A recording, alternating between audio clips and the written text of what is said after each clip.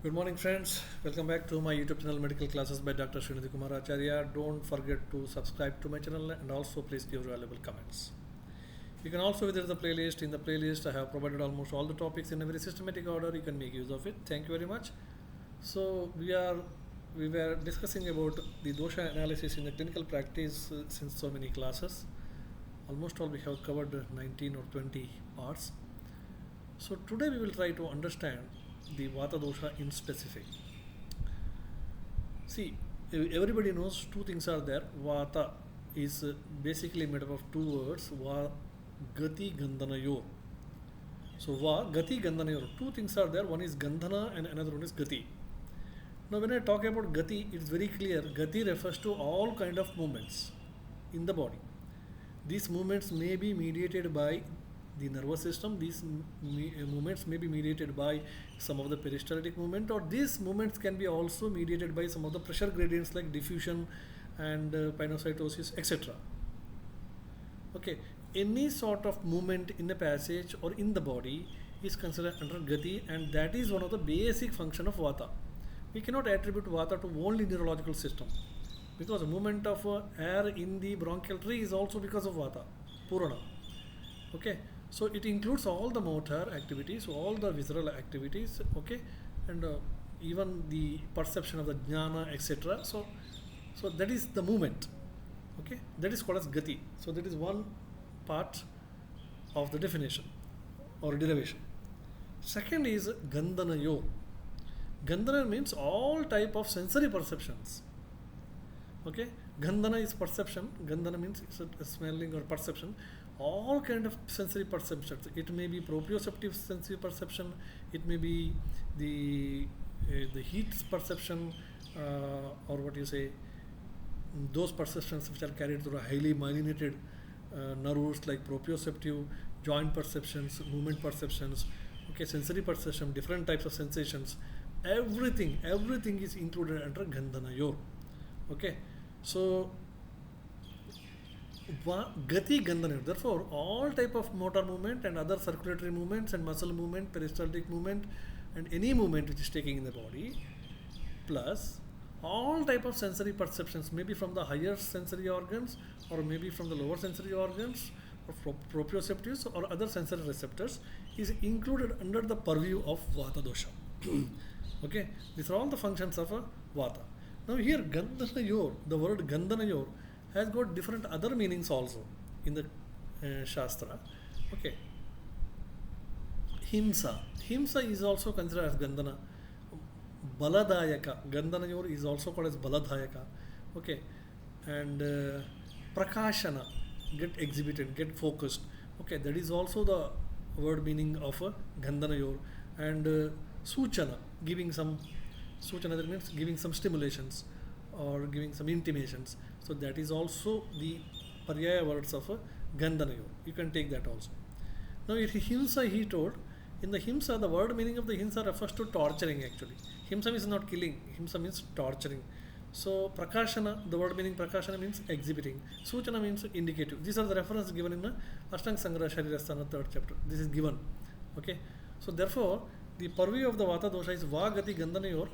The word Gati is a wide meaning and wide range of functions, and similarly Gandhanayor, it includes so many things, many types of stimulations, many type of the torturings also produce pain is because of again stimulation, sensory nerve endings only. Okay, so like that it includes so many things. Now a beautiful concept here is why there is only explanation of Vata Vyadhi and not why there is no explanation of Kapha Vyadhi or Pitta Vyadhi in the classics. Mahavata Vyadhi Adhyaya, Vata Vyadhi, separate chapters are there. Similarly, for the Pitta Vyadhi and Kapha Vyadhi, there is no separate chapters. One of the simple answer is Pitta Fangu, Kapha Fangu, Pangavo Maladatava, Vayuna Tatra Niyanti. So that itself is the base. That is the one which is carrying the Pitta and Vata. So it depends on Vata. Therefore, only Vata Vyadhi Chikitsa is explained, and no Pitta Vyadhi and Kapha Vyadhi Chikitsa is explained. This is one possible answer. Vata Vyadhi, one such disease where Gandha property of the Vata is more affected. Now, if you look into the Vata Vyadhi Chikitsa explained by Charaka, Vata Vyadi is one such it is where the Gandha property of the Vata is more affected than the Gati property. So we will see that in detail. Hence there is mentioning of a big chapter called as Vata Vyadi, but there is no Pitta Vyadi and Kapha Vyadi chapters. Okay, now we know that Vata is more dangerous because it is Vibhutva. Okay, that is omnipresent and omnipotent. Individually it can do so many things, and individually it is present everywhere. Okay, now Ashukaritvat, that means sudden manifestations will be there. There are so many sudden manifestations are, therefore Vata is more important than other. And Balivat, Balitavat, that is Bala is a synonym of Gandhana here.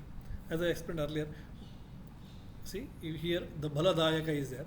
So Balivat, that is Balitvat, that is the Bala is a synonym of Gandhana. So it has got Gandhana property. Therefore it is more potent or dangerous. Okay. The other reasons why Vata is more dangerous is Bahurogatvat. Okay, Swatantratvat. Then Anya Kopanat, able to vitiate the other things. So that's the reason why Vata is more dangerous. Therefore, probably Vata Vyadi Chikitsa has been explained, and no Kapha Vyadi and Pitta Vyadi Chikitsa is explained. Anyway, continuing the same topic, Vata will be considered as great because it is with great strength, Ati Balatvat. It has got enormous strength. Therefore, Vata is considered as a great or most important. One which is resided and persists for many days.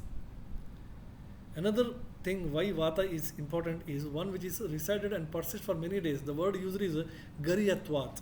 Gariyatvat. So it causes maximum complications and cause the bad prognosis. There is another reason why Vata has been given more important.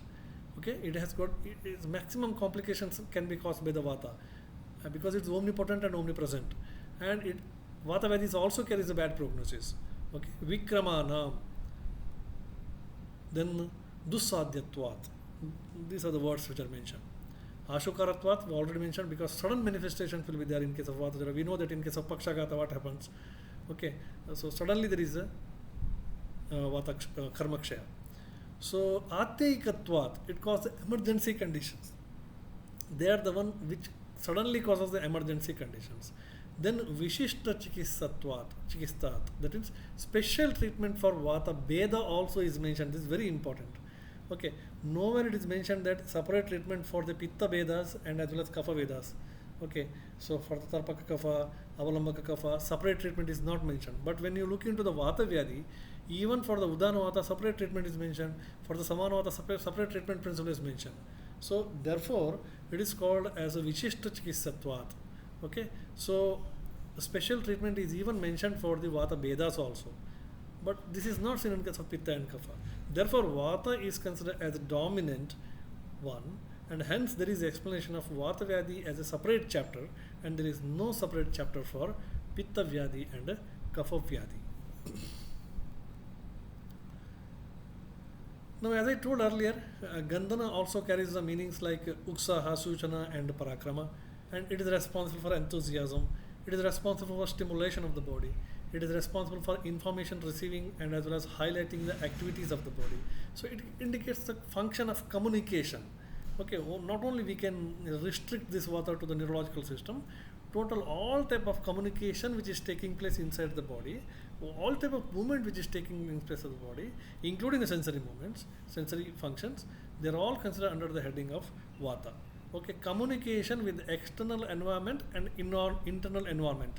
Another definition that you can give is Vata is the one which communicate our internal environment with external environment.